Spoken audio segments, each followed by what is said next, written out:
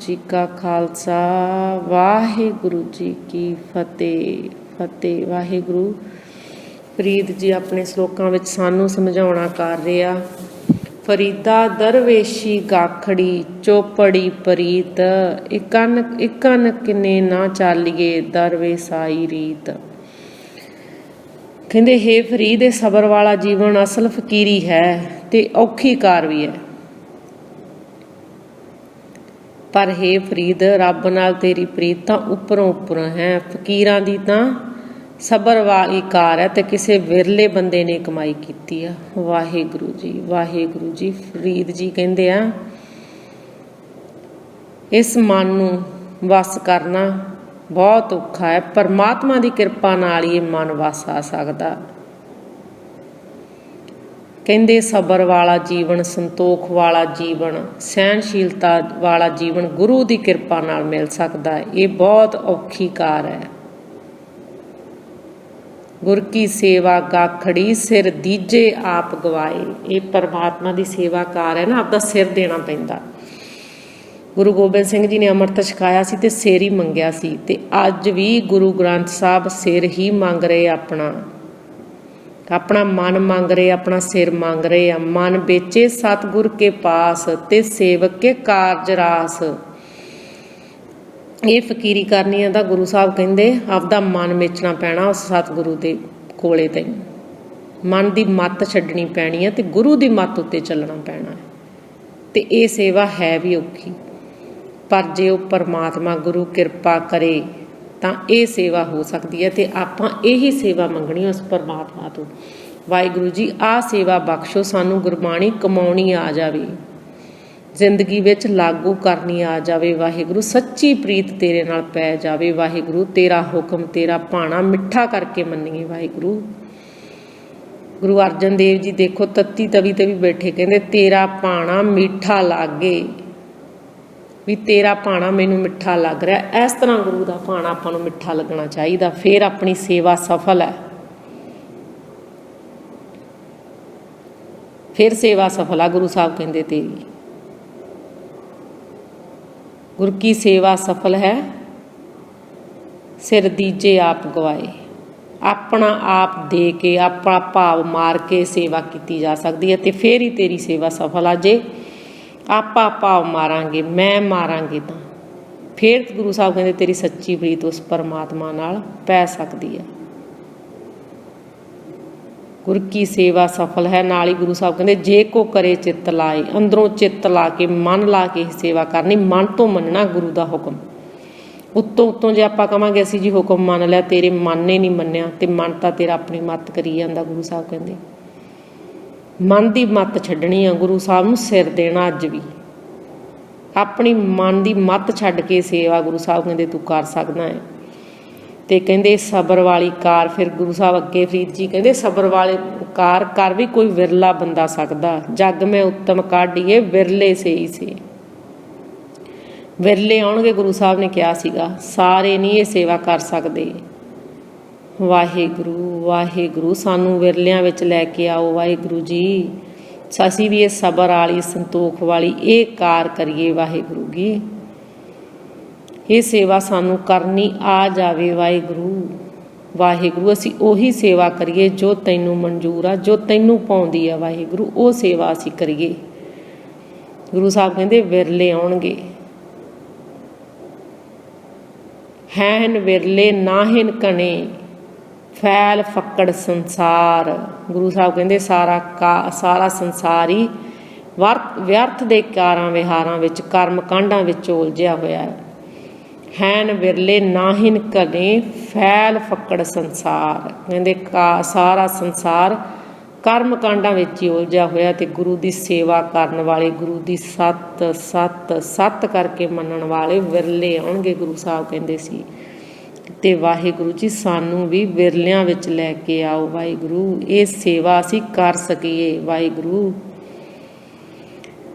ਵਾਹਿਗੁਰੂ ਅੱਗੇ ਫਰੀਦ ਜੀ ਕਹਿੰਦੇ ਤਨ ਤਪੇ ਤਨੂਰ ਜਿਉਂ ਬਾਲਣ ਹੱਡ ਬਲਨ, ਪੈਰੀ ਥੱਕਾਂ ਸਿਰ ਜੁਲਾਂ ਜੇ ਮੈਂ ਪੀਰੀ ਮਿਲਨ।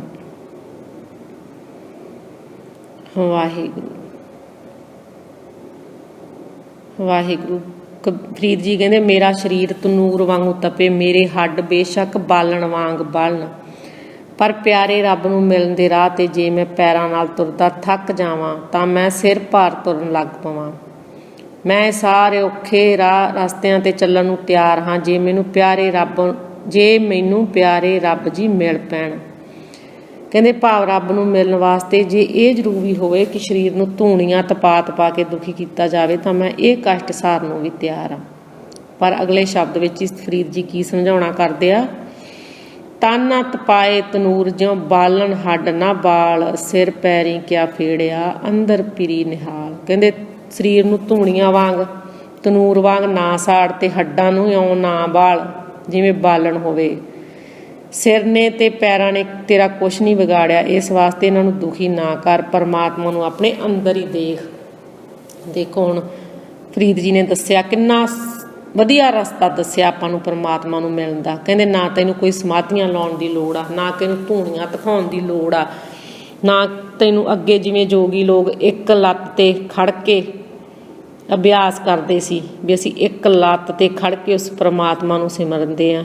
ਫਰੀਦ ਜੀ ਕਹਿੰਦੇ ਤੈਨੂੰ ਇਹ ਵੀ ਸਭ ਕੁਛ ਕਰਨ ਦੀ ਲੋੜ ਨਹੀਂ। ਇੱਕ ਲੱਤ ਦੇ ਭਾਰ ਖੜਦਾ, ਦੂਜਾ ਲੱਤ ਚੱਕਦਾ ਹੈ, ਇੱਕ ਲੱਤ 'ਤੇ ਸਾਰਾ ਭਾਰ ਆਉਂਦਾ ਤੇ ਤੂੰ ਕਿਉਂ ਦੇਹੀ ਨੂੰ ਕਸ਼ਟ ਦਿੰਦਾ ਹੈ। ਜਿਸ ਇੱਕ ਪੈਰ ਦੇ ਭਾਰ ਤੋਂ ਖੜਿਆ ਹੋਇਆ ਉਹ ਪੈਰ ਨੇ ਤੇਰਾ ਕੀ ਵਿਗਾੜਿਆ ਹੈ, ਕਿਉਂਕਿ ਤੂੰ ਤਾਂ ਤਨ ਨੂੰ ਦੁਖੀ ਕਰੀ ਜਾਂਦਾ ਤੇ ਹੈ ਸਾਰਾ ਮਨ ਹੀ ਵਿਗੜਿਆ ਹੋਇਆ। ਕਿਉਂਕਿ ਸਾਰੀ ਗੁਰਬਾਣੀ ਵਿੱਚ ਗੱਲ ਮਨ ਦੀ ਹੋਈ ਆ, ਸਵਾਰਨਾ ਤਾਂ ਮਨ ਨੂੰ ਆ ਤੇ ਅਸੀਂ ਤਨ ਨੂੰ ਕਿਉਂ ਦੁਖੀ ਕਰੀ ਜਾਂਦੇ ਹਾਂ। ਧੂਣੀਆਂ ਦਿਖਾ ਕੇ ਸਮਾਧੀਆਂ ਲਾਉਣੇ ਆ, ਸਰੀਰ 'ਤੇ ਰਾਖ ਮਲਦੇ ਆ। ਗੁਰੂ ਸਾਹਿਬ ਕਹਿੰਦੇ, ਗੁਰੂ ਸਾਹਿਬ ਨੇ ਸਭ ਨੂੰ ਰਿਜੈਕਟ ਕੀਤਾ ਇਹ ਵੀ ਇਹ ਕੁਛ ਵੀ ਪਰਮਾਤਮਾ ਨੂੰ ਮਨਜ਼ੂਰ ਨਹੀਂ, ਕਿਉਂਕਿ ਤਨ ਨੂੰ ਤੰਗ ਕਰਨ ਨਾਲ, ਤਨ ਨੂੰ ਦੁਖੀ ਕਰਨ ਨਾਲ ਤਾਂ ਪਰਮਾਤਮਾ ਨੇ ਨਹੀਂ ਮਿਲਣਾ। ਸਵਾਰਨਾ ਤਾਂ ਵਾਰ-ਵਾਰ ਮਨ ਨੂੰ, ਕਿਉਂਕਿ ਇਹ ਸਾਰੇ ਬਖੇੜੇ ਤਾਂ ਮਨ ਹੀ ਖੜੇ ਕਰਦਾ। ਮਨ ਹੀ 1 ਸੈਕਿੰਡ ਦੇ ਵਿੱਚ ਕਿੱਥੇ ਲੈ ਜਾਂਦਾ ਆਪਾਂ ਨੂੰ, ਤੇ ਤਨ ਦਾ ਤਾਂ ਕੋਈ ਕਸੂਰ ਨਹੀਂ। ਜੋ ਵੀ ਪਲਾਨਸ ਬਣਾਉਂਦਾ ਮਨ ਬਣਾਉਂਦਾ, ਤੇ ਤਨ ਤਾਂ ਪਿੱਛੇ ਲੱਗ ਕੇ ਜਾ ਵੜਦਾ ਹੈ। ਪਹਿਲਾਂ ਜੋ ਵੀ ਕੋਈ ਸਕੀਮ ਕੱਢਦਾ ਇਹ ਮਨ ਹੀ ਬਣਾਉਂਦਾ ਹੈ, ਤੇ ਤਨ ਤਾਂ ਵਿਚਾਰਾ ਪਿੱਛੇ ਲੱਗ ਕੇ ਚਲਿਆ ਜਾਂਦਾ, ਤੇ ਤਨ ਦਾ ਤਾਂ ਕੋਈ ਕਸੂਰ ਹੀ ਨਹੀਂ। ਤੇ ਅੱਗੇ ਜੋ ਲੋਕ ਜੋਗੀ ਲੋਕ ਹੁੰਦੇ ਸੀ ਉਹ ਤਨ ਨੂੰ ਹੀ ਤੰਗ ਕਰਦੇ ਸੀ। ਸੁਖਮਨੀ ਸਾਹਿਬ 'ਚ ਵੀ ਗੁਰੂ ਅਰਜਨ ਦੇਵ ਜੀ ਕਹਿੰਦੇ ਆ ਨਾ ਵੀ ਜੇ ਤੂੰ ਆਪਦਾ ਸਰੀਰ ਛੋਟਾ ਛੋਟਾ ਕਰਕੇ ਵੀ ਕਟਾ ਦੇਵੇਂ ਤਾਂ ਵੀ ਤੈਨੂੰ ਇਹ ਪਰਮਾਤਮਾ ਨਹੀਂ ਮਿਲਣਾ ਗਾ। ਜੇ ਛੋਟਾ ਛੋਟਾ ਕਰਕੇ ਸਰੀਰ ਦੇ ਟੁਕੜੇ ਕਰ ਲਵੇਂ ਤਾਂ ਵੀ ਪਰਮਾਤਮਾ ਨਹੀਂ ਮਿਲਣਾ, ਕਿਉਂਕਿ ਇਸ ਤਰ੍ਹਾਂ ਹੱਠ ਨਾਲ ਤਾਂ ਪਰਮਾਤਮਾ ਨਹੀਂ ਮਿਲਣਾ। ਤੇ ਤਨ ਨੂੰ ਨਹੀਂ ਤੰਗ ਕਰਨਾ, ਸਵਾਰਨਾ ਮਨ ਨੂੰ ਆ। ਕੋਈ ਪਰਮਾਤਮਾ ਜੰਗਲ ਵਿੱਚ ਨਹੀਂ, ਕੋਈ ਬੇਲੇ ਵਿੱਚ ਨਹੀਂ, ਉਹ ਤਾਂ ਦਿਲ ਦੇ ਅੰਦਰ ਹੀ ਹੈ। ਤਾਂ ਹੀ ਗੁਰੂ ਸਾਹਿਬ ਕਹਿੰਦੇ ਨਾ, ਕਾਹੇ ਰੇ ਬਨ ਖੋਜਣ ਜਾਈ, ਸਰਬ ਨਿਵਾਸੀ ਸਦਾ ਅਲੇਪਾ, ਤੂੰ ਹੈ ਸੰਗ ਸਮਾਈ। ਕਿਉਂ ਜੰਗਲਾਂ 'ਚ ਭੜਕਦਾ ਫਿਰਦਾ ਹੈ, ਕਿਉਂ ਬਾਹਰ ਲੱਭਦਾ ਫਿਰਦਾ ਹੈ। ਗ੍ਰਹਿਸਥ ਜੀਵਨ ਵਿੱਚ ਰਹਿੰਦਿਆਂ ਤੂੰ ਉਸ ਪਰਮਾਤਮਾ ਨੂੰ ਪਾਉਣਾ ਹੈ, ਕਿਉਂਕਿ ਗ੍ਰਹਿਸਥ ਜੀਵਨ ਨੂੰ ਤਾਂ ਗੁਰੂ ਸਾਹਿਬ ਨੇ ਪ੍ਰਧਾਨਗੀ ਦਿੱਤੀ ਹੈ ਨਾ ਵੀ ਗ੍ਰਹਿਸਥ ਵਿੱਚ ਰਹਿੰਦਿਆਂ ਹੀ ਉਸ ਪਰਮਾਤਮਾ ਨੂੰ ਪਾਉਣਾ ਹੈ। ਵਾਹਿਗੁਰੂ ਵਾਹਿਗੁਰੂ।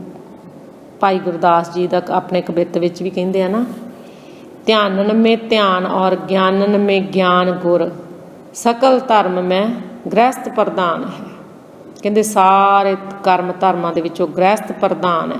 ਗ੍ਰਹਿਸਥ ਵਿੱਚ ਰਹਿੰਦਿਆਂ ਹੀ ਤੂੰ ਉਸ ਪਰਮਾਤਮਾ ਨੂੰ ਪਾ ਸਕਦਾ, ਉਹਦਾ ਧਿਆਨ ਧਰ ਸਕਦਾ, ਗੁਰੂ ਦੇ ਗਿਆਨ ਉੱਤੇ ਚੱਲ ਕੇ ਤੂੰ ਪਰਮਾਤਮਾ ਨੂੰ ਪਾ ਸਕਦਾ ਹੈ।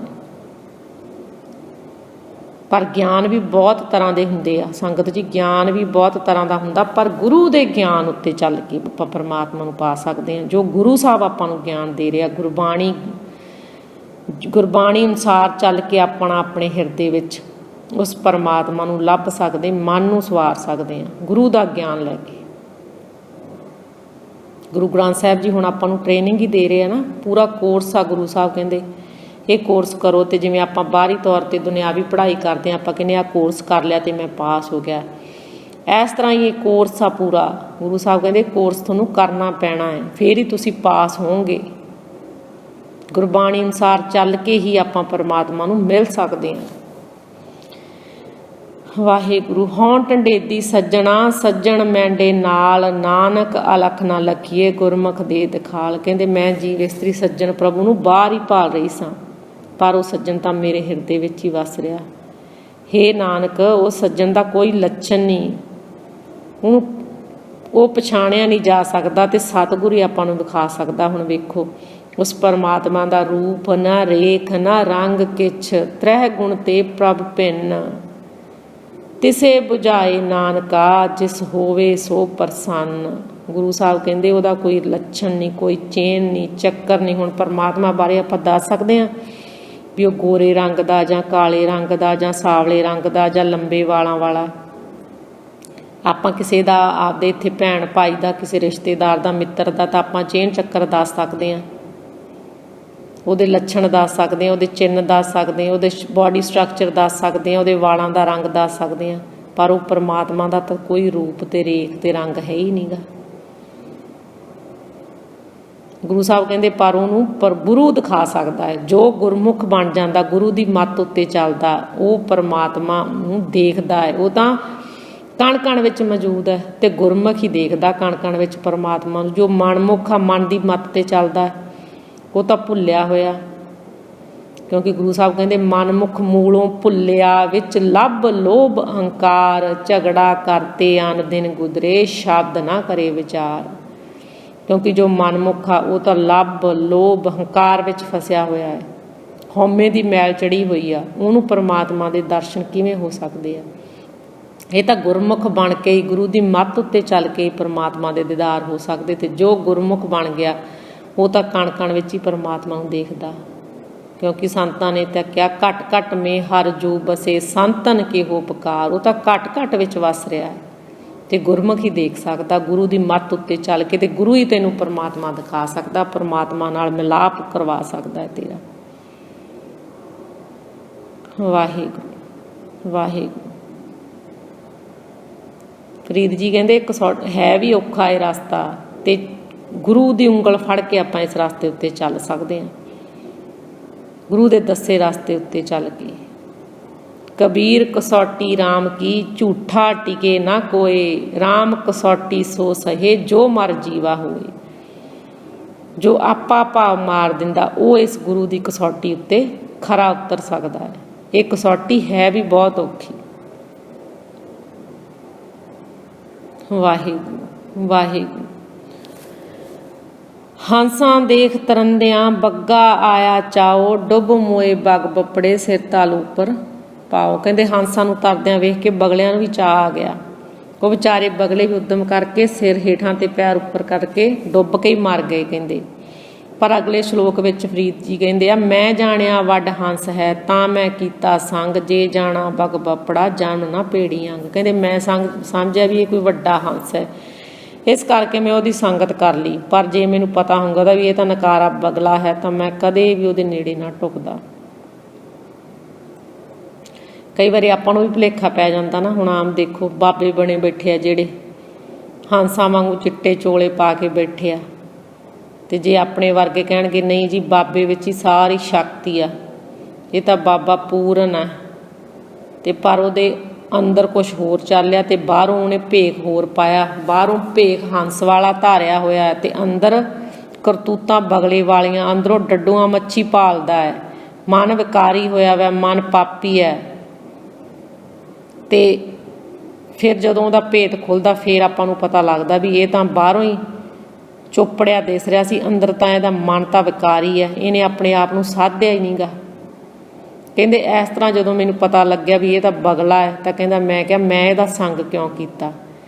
ਪਰ ਜੋ ਵੀ ਕੋਈ ਬਗਲਾ ਹੈ, ਜੋ ਵੀ ਕੋਈ ਮਨਮੁਖ ਆ, ਅਗਲੇ ਸ਼ਬਦ ਵਿੱਚ ਫਰੀਦ ਜੀ ਕਹਿੰਦੇ ਕਿਆ ਹੰਸ ਕਿਆ ਬਗਲਾ, ਜਾਂ ਕੋ ਨਦਰ ਕਰੇ, ਜੇ ਤਿਸ ਭਾਵੇ ਨਾਨਕਾ ਕਾਗੋਂ ਹੰਸ ਕਰੇ। ਪਰ ਕਹਿੰਦੇ ਭਾਵੇਂ ਕੋਈ ਹੰਸ ਆ, ਭਾਵੇਂ ਕੋਈ ਬਗਲਾ ਹੈ, ਜੋ ਗੁਰੂ ਦੀ ਸ਼ਰਨ ਵਿੱਚ, ਪਰਮਾਤਮਾ ਦੀ ਸ਼ਰਨ ਵਿੱਚ ਆ ਜਾਂਦਾ ਹੈ, ਉਹ ਪਰਮਾਤਮਾ ਬਗਲੇ ਤੋਂ ਹੰਸ ਬਣਾ ਦਿੰਦਾ, ਕਾਗਾਂ ਤੋਂ ਹੰਸ ਬਣਾ ਦਿੰਦਾ ਹੈ। ਕਹਿੰਦੇ ਹੁਣ ਇਹ ਵੀ ਕਿਹਾ ਫਰੀਦ ਜੀ ਨੇ, ਕਹਿੰਦੇ ਜੇ ਕੋਈ ਭਾਵੇਂ ਹੰਸ ਆ ਭਾਵੇਂ ਬਗਲਾ ਹੈ,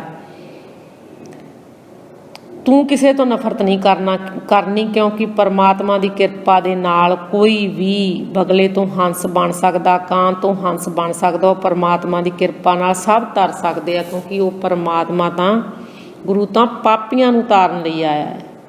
ਉਹਨੇ ਤਾਰਦਾ ਹੀ ਪਾਪੀਆਂ ਨੂੰ, ਉਹ ਜੋ ਆਪਣੇ ਆਪ ਨੂੰ ਪਾਪੀ ਕਹਿੰਦੇ ਆ ਵੀ ਅਸੀਂ ਵਾਹਿਗੁਰੂ ਪਾਪੀ ਹਾਂ, ਅਸੀਂ ਗੁਨੇਗਾਰ ਹਾਂ ਵਾਹਿਗੁਰੂ, ਅਸੀਂ ਬਹੁਤ ਪਾਪ ਕਰਦੇ ਹਾਂ ਵਾਹੀ, ਖਿਣ ਖਿਣ ਭੁੱਲਣਹਾਰ ਹਾਂ। ਅਤੇ ਜਦੋਂ ਇਸ ਤਰ੍ਹਾਂ ਆਪਾਂ ਉਸ ਪਰਮਾਤਮਾ ਤੋਂ ਕਿਰਪਾ ਮੰਗਾਂਗੇ, ਜੇ ਉਹਦੀ ਸ਼ਰਨ ਵਿੱਚ ਆਵਾਂਗੇ, ਤਾਂ ਪਾਪੀਆਂ ਨੂੰ ਪਵਿੱਤਰ ਕਰਨ ਵਾਲੀ ਹੈ ਗੁਰਬਾਣੀ। ਗੁਰੂ ਦਾ ਨਾਮ ਹੈ ਪਾਪੀਆਂ ਨੂੰ ਪਵਿੱਤਰ ਕਰਨ ਵਾਲਾ, ਕਾਵਾਂ ਤੋਂ ਹੰਸ ਬਣਾਉਣ ਵਾਲਾ, ਬਗਲਿਆਂ ਤੋਂ ਹੰਸ ਬਣਾਉਣ ਵਾਲਾ, ਕਿਉਂਕਿ ਉਹਨੇ ਤਾਂ ਵੱਡੇ ਵੱਡੇ ਵਿਕਾਰੀਆਂ ਨੂੰ ਤਾਰਿਆ ਹੈ। ਗੁਰੂ ਦੀ ਕਿਰਪਾ ਨਾਲ ਤਾਂ ਜਿਹੜਾ ਪੱਥਰਾਂ ਨੂੰ ਤਾਰਨਾ, ਪੱਥਰਾਂ ਨੂੰ ਤਾਰਨਾ ਕੀ ਕਿਹਾ, ਪੱਥਰ ਦਿਲ ਜੋ ਵਿਕਾਰੀ ਹੋਇਆ ਮਨ ਹੈ, ਉਹਨੂੰ ਪਰਮਾਤਮਾ ਦੀ ਕਿਰਪਾ ਨਾਲ ਹੀ ਤਰ ਸਕਦਾ ਹੈ। ਤੁਮ ਕਰੋ ਦਇਆ ਮੇਰੇ ਸਾਈਂ, ਐਸੀ ਮੱਤ ਦੀਜੇ ਮੇਰੇ ਠਾਕੁਰ, ਸਦਾ ਸਦਾ ਤੁਧ ਧਿਆਈ। ਵੀ ਵਾਹਿਗੁਰੂ ਇਹ ਕਿਰਪਾ ਮੰਗਣੀ ਆ ਵੀ ਅਸੀਂ ਸਵਾਸ ਗਿਰਾਸ ਤੈਨੂੰ ਸਿਮਰਦੇ ਰਹੀਏ ਵਾਹਿਗੁਰੂ। ਤੂੰ ਤਾਂ ਪੱਥਰਾਂ ਨੂੰ ਤਾਰਿਆ, ਪਾਪੀਆਂ ਨੂੰ ਤਾਰਿਆ ਵਾਹਿਗੁਰੂ, ਸਾਨੂੰ ਪਾਪੀਆਂ ਨੂੰ ਵੀ ਤਾਰ ਵਾਹਿਗੁਰੂ। ਗਣਕਾ ਨੂੰ ਤਾਰਿਆ, ਅਜਾਮਲ ਨੂੰ ਤਾਰਿਆ ਵਾਹਿਗੁਰੂ, ਤੂੰ ਸਭ ਨੂੰ ਤਾਰਨ ਵਾਲਾ ਵਾਹਿਗੁਰੂ। ਸੱਜਣ ਨੂੰ ਤੂੰ, ਸੱਜਣ ਠੱਗ ਨੂੰ ਤੂੰ ਸੱਜਣ ਬਣਾਇਆ, ਭੂਮੀਏ ਚੋਰ ਨੂੰ ਤੂੰ ਸਵਾਰਿਆ ਵਾਹਿਗੁਰੂ। ਤੂੰ ਕਿਹਨੂੰ ਨਹੀਂ ਤਾਰਿਆ, ਜੋ ਵੀ ਤੇਰੀ ਸ਼ਰਨ ਵਿੱਚ ਆਇਆ ਵਾਹਿਗੁਰੂ ਸਭ ਤਰ ਗਏ। ਸਾਰੇ ਬਗਲਿਆਂ ਨੂੰ ਤੂੰ ਹੰਸ ਬਣਾਤਾ ਵਾਹਿਗੁਰੂ। ਤੂੰ ਉਹਨਾਂ ਦੇ ਔਗਣ ਕੱਢ ਕੇ ਗੁਣ ਹੀ ਗੁਣ ਪੈਦਾ ਕਰਤੇ ਤੇ ਵਾਹਿਗੁਰੂ। ਅਸੀਂ ਵੀ ਪਾਪੀ ਹਾਂ, ਖਿਣ ਖਿਣ ਭੁੱਲਣਹਾਰ ਹਾਂ ਵਾਹਿਗੁਰੂ। ਗੁਰੂ ਸਾਹਿਬ ਕਹਿੰਦੇ ਕਿਸੇ ਤੋਂ ਵੀ ਨਫ਼ਰਤ ਨਾ ਕਰੋ, ਕਿਉਂਕਿ ਮਾੜਾ ਆਪਣੇ ਆਪ ਨੂੰ ਕਹਿਣਾ ਹੈ ਵੀ ਮੈਂ ਸਭ ਤੋਂ ਮਾੜਾ ਹੈ। ਕਬੀਰ ਸਭ ਸੇ ਹਮ ਬੁਰੇ, ਹਮ ਤਜ ਭਲੋ ਸਭ ਕੋਏ, ਜਿਨ ਐਸਾ ਕਰ ਬੂਝਿਆ ਮੀਤ ਹਮਾਰਾ ਸੋਏ। ਕਬੀਰ ਜੀ ਕਹਿੰਦੇ ਇਹ ਕਹਿਣਾ, ਸਭ ਸੇ ਹਮ ਬੁਰੇ, ਹਮ ਤਜ ਭਲੋ ਸਭ ਕੋਏ, ਮੈਨੂੰ ਛੱਡ ਕੇ ਸਾਰੇ ਹੀ ਚੰਗੇ ਆ। ਜਿਹਦੀ ਆਹ ਅਵਸਥਾ ਬਣ ਗਈ, ਜਿਨ ਐਸਾ ਕਰ ਬੂਝਿਆ ਮੀਤ ਹਮਾਰਾ ਸੋਏ। ਕਹਿੰਦੇ ਜਿਹਨੇ ਆਹ ਅਵਸਥਾ 'ਤੇ ਜਿਹੜਾ ਚਲਿਆ ਗਿਆ ਉਹ ਪਰਮਾਤਮਾ ਦਾ ਮਿੱਤਰ ਬਣ ਜਾਂਦਾ, ਉਹ ਪਰਮਾਤਮਾ ਨੂੰ ਪਸੰਦ ਆ। ਜਿਹਨੇ ਆਪਣੇ ਆਪ ਨੂੰ ਮਾੜਾ ਕਹਿਤਾ, ਕਿਉਂਕਿ ਗੁਰੂ ਸਾਹਿਬ ਕਹਿੰਦੇ ਇੱਥੇ ਮਾੜਾ ਤਾਂ ਕੋਈ ਹੈ ਹੀ ਨਹੀਂ, ਸਾਰੇ ਪਰਮਾਤਮਾ ਦੀ ਸਾਜੀ ਹੋਈ ਸ੍ਰਿਸ਼ਟੀ, ਆਪਾਂ ਕਿਹਨੂੰ ਮਾੜਾ ਕਹਿ ਸਕਦੇ ਹਾਂ। ਮੰਦਾ ਕਿਸ ਨੂੰ ਆਖੀਏ, ਪੜ੍ਹ ਅੱਖਰ ਇਹੋ ਬੁੱਝੀਏ। ਕਿਹਨੂੰ ਆਖੀਏ ਮੰਦਾ? ਗੁਰਬਾਣੀ ਪੜ੍ਹ ਕੇ ਆਪਾਂ ਆਪਣੇ ਆਪ ਨੂੰ ਮੰਦਾ ਕਹਿਣਾ, ਆਪਣੇ ਆਪ ਨੂੰ ਸਭ ਤੋਂ ਨੀਵਾਂ ਸਮਝਣਾ। ਆਪਸ ਕੋ ਜੋ ਜਾਣੇ ਨੀਚਾ, ਸੋ ਗਨੀਏ ਸਭ ਤੇ ਉੱਚਾ। ਜੋ ਆਪਣੇ ਆਪ ਨੂੰ ਨੀਵਾਂ ਕਹਿੰਦਾ ਉਹਨੂੰ ਪਰਮਾਤਮਾ ਸਭ ਤੋਂ ਉੱਚਾ ਕਰ ਦਿੰਦਾ ਹੈ। ਅਤੇ ਆਪਾਂ ਪਰਮਾਤਮਾ ਤੋਂ ਕਿਰਪਾ ਹੀ ਮੰਗਣੀ ਆ ਵੀ ਵਾਹਿਗੁਰੂ ਜੀ ਕਿਰਪਾ ਕਰੋ, ਸਾਨੂੰ ਪਾਪੀਆਂ ਨੂੰ ਬਖਸ਼ ਲਓ ਵਾਹਿਗੁਰੂ, ਸਾਨੂੰ ਮਨਮੁੱਖਾਂ ਨੂੰ ਗੁਰਮੁਖ ਬਣਾਓ, ਨਾਮ ਦੀ ਦਾਤ ਬਖਸ਼ੋ, ਸਵਾਸ ਗਿਰਾ ਸਿਮਰਨ ਬਖਸ਼ੋ ਵਾਹਿਗੁਰੂ ਜੀ। ਹਾਂਜੀ ਸੰਗਤ ਜੀ, ਗੁਰਬਾਣੀ ਪੜ੍ਹਦਿਆਂ ਵਿਚਾਰ ਕਰਦਿਆਂ ਬਹੁਤ ਭੁੱਲਾਂ ਹੋ ਜਾਂਦੀਆਂ। ਗੁਰੂ ਸੰਗਤ ਬਖਸ਼ਣ ਯੋਗ ਹੈ, ਬਖਸ਼ ਦੇਣਾ ਸਹੀ ਪਿਆਰੇ ਮੇਲ, ਜਿਨ੍ਹਾਂ ਮਿਲਿਆ ਤੇਰਾ ਨਾਮ ਚਿਤ ਆਵੇ। ਵਾਹਿਗੁਰੂ ਜੀ ਕਾ ਖਾਲਸਾ, ਵਾਹਿਗੁਰੂ ਜੀ ਕੀ ਫਤਿਹ। ਕੋਈ ਅਵਰ ਨ ਤੇਰੀ ਪਾਤੇ, ਅਵਰ ਨ